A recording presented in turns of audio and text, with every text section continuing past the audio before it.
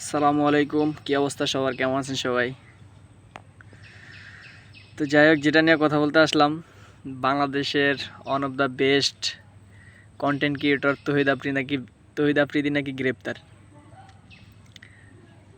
তো এটা কথা কি, পাপ কোনোদিন বাহেরও ছাড়ে না, এটা একটা মানে সার্চের কথা আছে, পাপে কখনো বাপেরে ছাড়ে না। তো চাই না, যাই হোক, ওরা ওইরকম ওই লাইনে যাইতে চাই না। যেটা বলতে চাইছিলাম,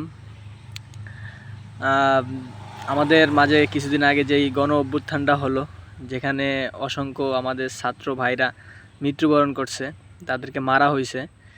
তো আমি আসলে সকালে ঘুম থেকে উঠলাম, ব্রাশ করলাম, ব্রাশ করে নাস্তাটা করে সবাই ইউটিউবে ঢুকলাম। ঢুকার পরেই দেখি নাগরিক টিভিতে একটা খবর যে বাংলাদেশের best content creator Tawhid Afridi গ্রেপ্তার। তা আসলে হেডলাইনটা দেখার পরে ঢুকে দেখলাম আসলেই কথাটার সত্যতা মিলছে।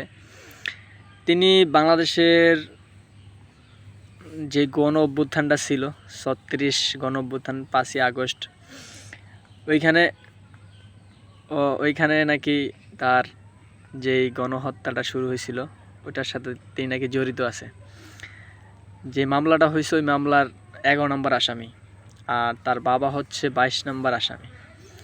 টোটাল মেবি ২৫ জনের একটা মামলা দেওয়া হয়েছে, আর অজ্ঞাতনামা আরও অনেকেই ছিল।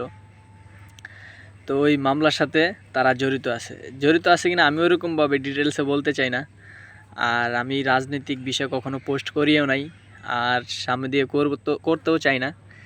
তো আজকে আসলে যে জন্য ভিডিওটা বানাইতেছি সেটা হচ্ছে, ভাই, এটা কথা আছে, মুরব্বীরা বলে সব সময় যে পাপ করার আগে ১০০ বার চিন্তা ভাবনা করো। আজকে তোমার ক্ষমতা আছে, কালকে নাও থাকতে পারে। আজকে তুমি জীবিত, কালকে নাও থাকতে পারো। তো সবচেয়ে বড় কথা হয়েছে, ভাই, পাপ করার আগে চিন্তা ভাবনা করেন, ১০০ বার চিন্তা ভাবনা কইরা তারপরে পাপ কাজ করেন। আর মেন যেটা কথা হচ্ছে, সে গ্রেপ্তার হয়েছে, যদি ওইরকমভাবে সততা মিলে তার শাস্তি অবশ্যই হইব। সবচেয়ে বড় কথা হচ্ছে, ভাই, পাপ বাপকেও ছাড়ে না।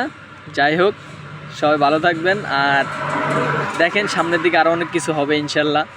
বাংলাদেশের মানুষ অনেক কিছু দেখব। যাই হোক, ঠিক আছে, আর কিছু বললাম না। ভালো থাকবেন সবাই, আসসালামু আলাইকুম।